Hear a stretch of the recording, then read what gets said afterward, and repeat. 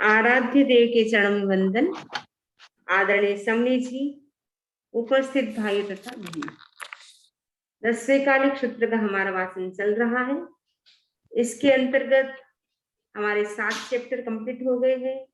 8वें chapter में से भी हमने 29 श्लोकों की चर्चा की थी, नहीं 28 श्लोकों की चर्चा की थी। आज हम 29 से स्टार्ट करेंगे। तो सबसे पहले हम श्लोक का उच्चारण करेंगे। अतिन्तिणे असवले अपभासीमियासने भवेज्ज उरे दन्ते थोम लत्तुम न किंसये। अतिन्तिणे असवले, अतिन्तिणे का मतलब 3 नखरे। जैसे लकड़ी होती है वो अग्नि में डालते तो कैसे आवाज करती है, तो वैसे ही साधु को यदि थोड़ा मिला आहार या उसको मन पसंद नहीं मिला तो बकवास करता रहता है, बोलता रहता है, अरे ये कैसा है, ऐसा ही मतलब अंदर अंदर बकवास करते रहते हैं ना। कभी कभी देखते हैं अकेले अकेले व्यक्ति बोलता रहता है, वैसे साधु भी या तो जोर से बोलेगा या अंदर अंदर बोलता रहेगा, उसको बोलते तिन तिन। जो बकवास नहीं करता उसको बोलते अतिन। अतिथिने मैंने 3 न करे, बकवास न करे। आहार न मिले या अरस मिले, है ना, या तो मिले नहीं या अरस, यानी जो मन पसंद नहीं वैसा आहार मिलने पर भी वो 3 न करे, बकवास न करे। अचवले, अचवले का अचपल रहे, मैंने चंचलता न करे। अपभाषी यानी अल्पभाषी, थोड़ा बोले। मियाशणे, अपभाषी का मतलब अल्पभाषी, थोड़ा यानी जितनी जरूरत है उतना बोले, अनावश्यक न बोले। मियाशणे यानी मित भोजी, जितनी भूख है उससे थोड़ा कम खाए, वो मित भोजी होता है, यानी उनोद्री करे। जितनी भूख है, सपोज 3 फलके की भूख है तो 3.5 खाए, आधा फलका कम खाए। जितनी भूख है उससे यदि हम 2 ग्रास ही कम खाते तो हमारा उनोद्री तक हो जाता है। तो निर्जरा के 12 प्रकार है, उनमें एक प्रकार है उनोद्री तप। तो उनोद्री तप तो आराम से कर सकते हैं, लेकिन थाली पर जब बैठ जाते हैं तब भूखा रहना कठिन होता है। फिर भी कोशिश करें तो कर सकते हैं। मियासने मित भोजी यानी अल्प भोजन करने वाला, थोड़ा भोजन करने वाला। हमेज उयरे दंते, और उदर का दमन करने वाला। उयरे का मतलब उदर, दंते का मतलब है दमन। हवेज मैंने करता है, उदर का दमन करने वाला। उदर का दमन करने वाले का मतलब है जैसा भी आहार मिला उसी में संतुष्ट होने वाला। कभी अच्छा मिलता है, कभी मन के अनुकूल नहीं मिलता है, जो भी मिला मन के अनुकूल चाहे मन के प्रतिकूल, उन सभी में वो संतोष रखता है, उसके लिए कहा जाता है उदरे दंते। वो उदर का दमन करने वाला होता है। वो सोचता है बस ये मेरा शरीर है, वो उसको किराए देना पड़ता है रेंट से। मेरा अपनी बॉडी नहीं, ये तो रेंट के लिए हुई। तो रेंट की जितने समय तक है तब तक मुझे इसका पालन पोषण करना है, रेंट देना पड़ेगा क्योंकि रेंट की है। तो जैसा भी आहार मिला उसको वो खा लेता है समता से। तो वो सोचता है कि ये बॉडी तो जितना हम खिलाएंगे पिलाएंगे उतना ही, तो आखिर तो इस शरीर का कुछ होने वाला नहीं है, राख होने वाली है। तो वैसा सोच करके वो क्या करता है, सोचता है कि जीवन का जितना कष्ट ले ले, शरीर का जितना कष्ट ले ले उतना अच्छा है। ऐसा सोच करके वो समता से जो भी मिलता है उसको समता से खाता है, यानी उसमें किसी भी प्रकार का वो बकवास नहीं करता है, किसी भी प्रकार की किसी की निंदा नहीं करता है। थोम लद्दुम ने खिंसे, और थोम में थोड़ा, लद्दुम ने प्राप्त, थोड़ा आहार प्राप्त होने पर न खींचे, खींचे मैंने निंदा न करे। गांव की भी निंदा न करे, जिसने दी है उनकी भी निंदा न करे, जो वस्तु मिली है उसकी भी निंदा न करे, यानी किसी भी प्रकार की वो निंदा न करे, यानी प्रतिक्रिया न करे। क्योंकि अपन को प्रतिक्रिया हो जाती है, थोड़ा सा प्रतिकूल होता है तो तुरंत प्रतिक्रिया हो जाती है। तो साधु के लिए कहा गया है कि थोड़ा मिलने पर भी वो निंदा न करे, प्रतिक्रिया न करे। तो अतिथ्य का मतलब है आहार न मिलने या अर्श आहार मिलने पर प्रलाप न करें। अतिथ्य का मतलब है प्रलाप न करें, बकवास न करें। असवले का मतलब चप्पल न बने, चंचल न हो। अपभाषी मैंने मित भाषी, जितना जरूरत उतना बोले। मियाँ सने का मतलब मित भोजी, जितनी आपको भूख है उतना भोजन करे। और उरे दंते हमेज, और उदर का दमन करने वाला नहीं, जो मिला उसी में संतोष रखने वाला, और थोड़ा मिलने पर भी न खिंसे, निंदा न करे। न बाहिरम परिभवे अत्ताणं न समुक्तसे, सुलाभे न मज्जेजा जच्चा तवसी बुद्धिये। अत्ताणम, अत्ताणम का मतलब अपना, अपना तो उत्कर्ष न करे, अपनी प्रशंसा न करे। बाहिरम ने दूसरे का, परिभवे न, परिभव का तिरस्कार न करे। कई लोग होते अपनी तो तारीफ करते, दूसरों की निंदा करते, मैं तो इतना हूँ, ऐसा हूँ, मैं ऐसा हूँ, लेकिन अमुक व्यक्ति तो ऐसा है। तो दूसरों की तो हम क्या करते, निंदा करते, तिरस्कार करते, स्वयं की प्रशंसा करते, उत्कर्ष दिखाते। तो अत्ताणम का अपना, अपना तो उत्कर्ष न दिखाए, और बाहिरम का मतलब दूसरों का तो क्या है, परिभवे न, परिभवे तिरस्कार न करे। सुई लाभे न मज्जेजा, सुई का मतलब श्रुत, लाभ मैंने लाभ, श्रुत का यानी ज्ञान का और लाभ का मद न करे। जो 8 प्रकार के मद है, 8 प्रकार का मद नहीं करना है। तो श्रुत, लाभ, जच्चा यानी जाति, तपस्या यानी तपस्या, बुद्धि हमने बुद्धि इसमें पूरे नहीं दिए। तो ऐसे करके 8 प्रकार के मद है, जाति, कुल, बल, रूप, तप, श्रुत, लाभ, ऐश्वर्य। इन 8 प्रकार के जो मद है उनका वो अभिमान न करे, मद न करे इन चीजों का। किसका? श्रुत का, लाभ का, और तपस्विता, जच्चा यानी जाति का, और तपस्वी का मतलब तपस्विता यानी तपस्या में करता हूँ, मैं बहुत तपस्या करता हूँ। अपनी तपस्या का भी घमंड न करे। बुद्धि, किसी की बुद्धि बहुत शार्प होती है, किसी की बहुत कम होती है, तो उसमें वो अपना उत्कर्ष न दिखाया, हाँ मैं कितना होशियार हूँ, मैं कितना इंटेलिजेंट हूँ, मुझे एक बार में ही याद हो जाता है। ये कैसा है, इसको याद भी नहीं होता है। तो दूसरों का तो हम तिरस्कार न करें, अपनी तारीफ न करें। तो ज्ञान का भी अहंकार न करें, क्योंकि ज्ञान का अहंकार करेंगे तो ज्ञान नहीं आएगा। जिस वस्तु का हम अहंकार करते हैं, नेक्स्ट बर्थ में वो वस्तु हमें नहीं मिलती है। इसलिए ज्ञान का भी अहंकार न करें। लाभ का मतलब जो कई लोग होते हैं, इनकी इतनी अच्छी लब्धि होती है, जहां भी जाते हैं उनको मिल जाता है। कुछ ऐसे व्यक्ति होते हैं उनको मिलता नहीं है। तो कई जिसको जल्दी मिल जाता है वो सोचता है, ओहो मैं कितना भाग्यशाली हूँ, मैं तो जहां भी जाता हूँ मुझे लाभ ही लाभ होता है। तो लाभ का मद न करे। जच्चा का मतलब जाति का मद न करे कि मैं तो अमुक जाति का हूँ, अमुक सेठ का बेटा हूँ, ऐसा जाति का भी अहंकार न करे। तपस्या करे उसका भी अहंकार न करे, और बुद्धि का भी अहंकार न करे। से जान मजाणम वा कट्टु अहम्यम पयम पयम संवरे किप्पमप्पाणम बीयम तम न समायरे। जानम अजानम, जान में जान, अजानम का अनजान में, जान अथवा वामिस अथवा अनजान में, अहम्यम पयम कट्टु, अहम्य अधार्मिक कार्य कर बैठे। अधार्मिक का मतलब है जो काम नहीं करना चाहिए वैसा काम साधु कर ले। तो क्या करना चाहिए? संवरे क्षिप्पम पाणम, पाण अपनी आत्मा को, क्षिप्पम माने शीघ्र ही, संवरे यानी तुरंत ही वहां से हटा ले। क्षिप्पम माने तुरंत ही, पाण माने अपनी आत्मा को, संवरे माने हटा ले। सपोज कोई आपने गलत काम कर लिया, साधु ने कोई गलत काम कर लिया, तो तुरंत ही वहां से अपनी आत्मा को खींच ले, नहीं मैं साधु हूँ, मुझे ऐसा काम नहीं करता है। वियम तम न समाये रहो, दूसरी बार वो काम न करे। एक बार सपोज मिस्टेक हो गई तो वापस उस मिस्टेक को रिपीट न करे।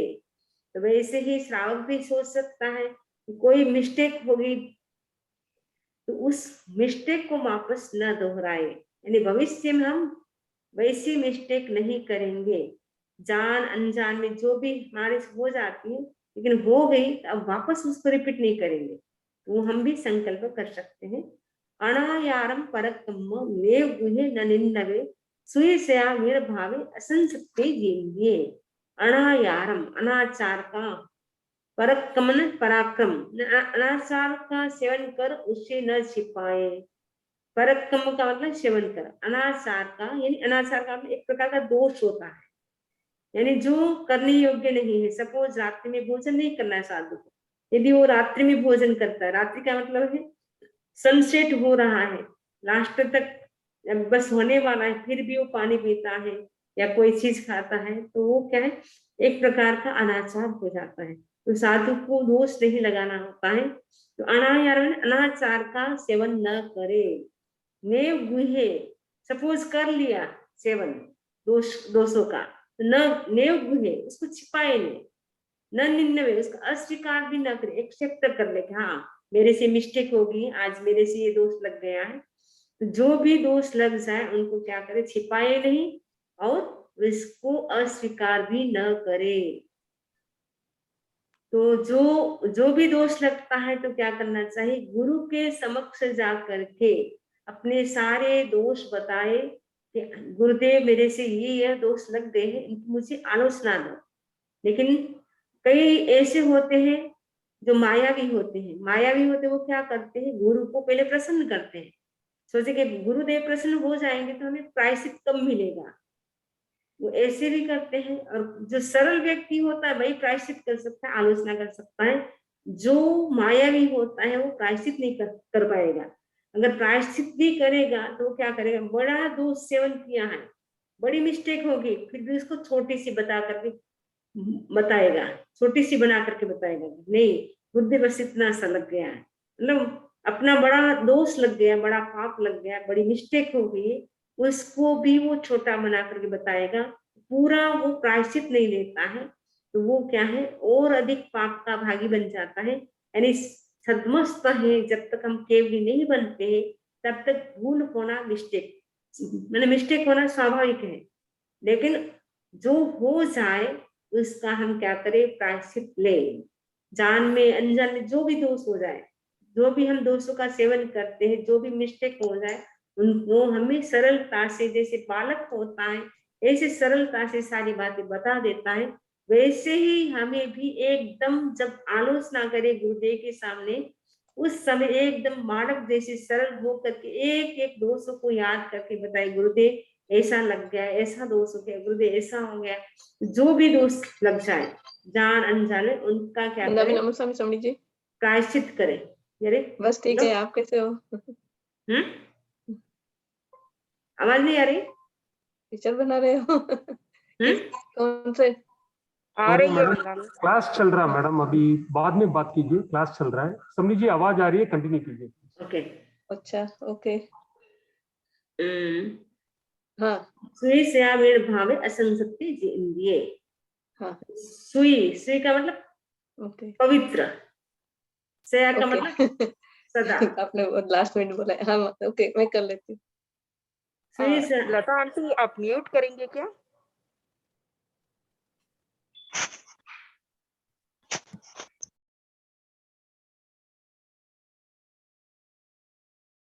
अनायाम परकम्म नेव गुहे ननिन्नवे स्वीस्या वेद भावे असंसक्ति इंद्रिये। यानी जो अनाचार का सेवन कर लिया तो उसको तो न छिपाए और न उसको अस्वीकार करे। सुई का मतलब पवित्र, सया मतलब सदा, वेद भावे, वेद भाव का मतलब प्रकट, स्पष्ट, एकदम जो भी है क्लियर कट, जो दोष लगा वो बता दे, एकदम पवित्रता से स्पष्ट रूप में वेद भाव स्पष्ट रूप से बताए।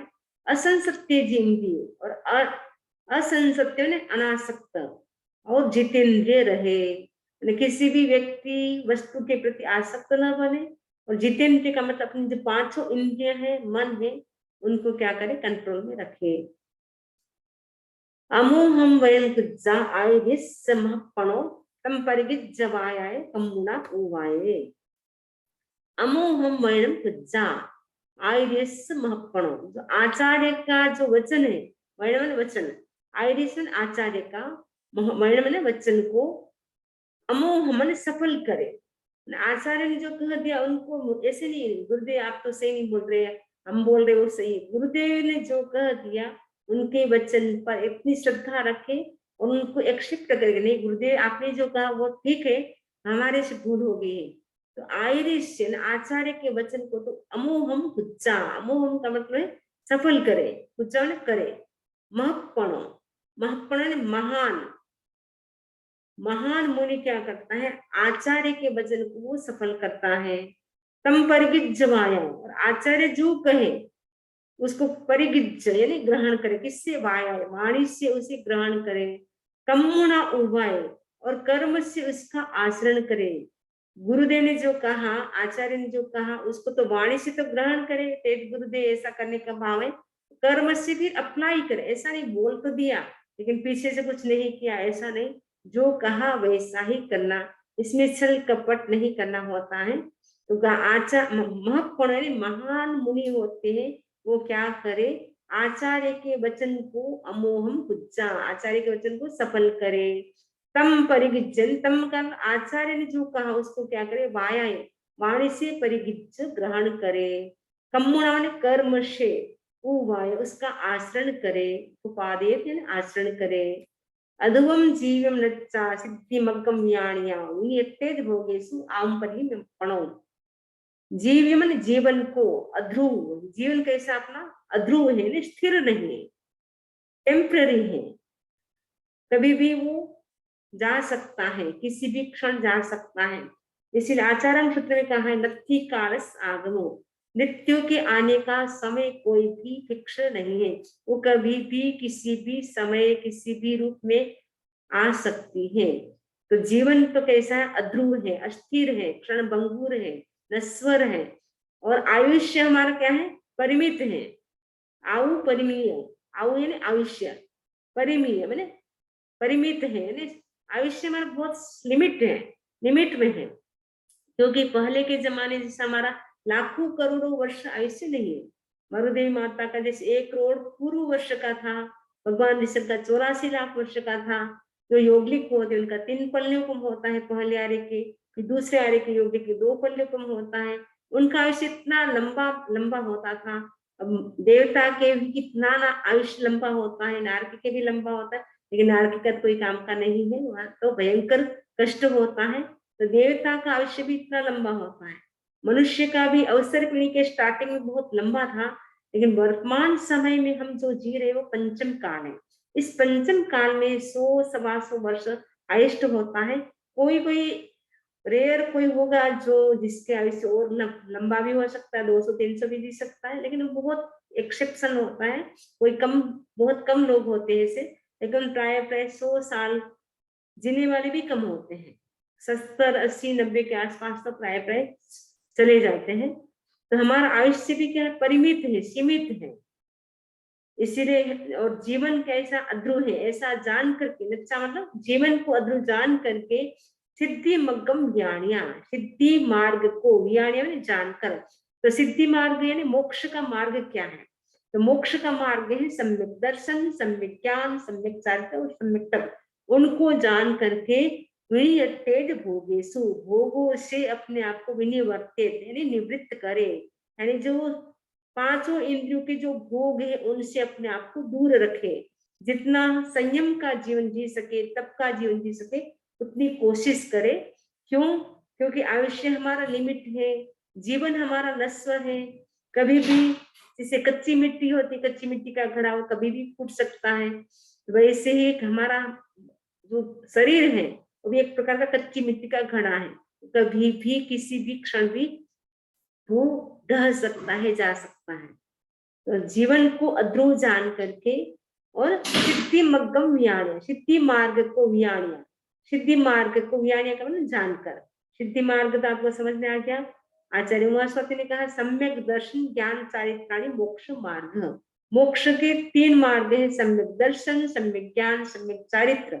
रुद्राधीन सूत्र में सम्यक तप भी कहा है। तो 4 मार्ग टोटल हो सकते हैं, सम्यक दर्शन, सम्यक ज्ञान, सम्यक चारित्र और सम्यक तप की आराधना करे। ज्यादा से ज्यादा सम्यक दर्शन हमारा कैसे पुष्ट हो सकता है, सम्यक ज्ञान हमारा कैसे बढ़ सकता है, सम्यक दर्शन, सम्यक ज्ञान, सम्यक चारित्र। फिर चारित्र का मतलब आचरण करना, अप्लाई करना, जो भी हम सुने समझे उसको हम जीवन में अपनी लाइफ में अप्लाई करें। क्योंकि सुनते तो बहुत है लेकिन अप्लाई हम बहुत कम करते हैं, इसीलिए हमारे भीतर परिवर्तन नहीं आता है। तो भगवान कहते हैं कि जो भी सुनो उसको चारित्र का आचरण करो, अप्लाई करो अपनी लाइफ में। और उसके बाद और जल्दी मोक्ष जाने के लिए क्या करो, तप करो। क्योंकि तपस्या से हमारे आत्मा में जो पुराने कर्म पड़े हैं अनादिकाल से, टनाटन कचरा भरा है, इतना कचरा भरा हुआ है, कार्मिक दृष्ट इतनी भरी पड़ी है आत्मा में, क्योंकि वो इतनी सूक्ष्म होती है इसलिए दिखाई नहीं देती है। यदि हमें दिखाई दे तो पता चले कि कितनी आत्मा पर कार्मिक दष्ट लगी हुई है। उन दष्ट को क्लीन करने का माध्यम एकमात्र है तपस्या। जैसे कपड़े मैले हो गए, उसको तो आप साबुन से साफ कर सकते हैं। बॉडी आपकी गंदी हो गई, उसको हैंड वॉश से साफ कर सकते हैं, साबुन से साफ कर सकते हैं। लेकिन हमारी जो आत्मा निरंतर कार्मिक दष्ट उसके ऊपर लग रही है, उसको क्लीन करने का माध्यम एकमात्र है तपस्या। उससे ही वो क्लीन हो सकती है। तो भगवान कहते हैं कि सम्यक दर्शन, सम्यक ज्ञान, सम्यक चरित्र, सम्यक तप की आराधना करो।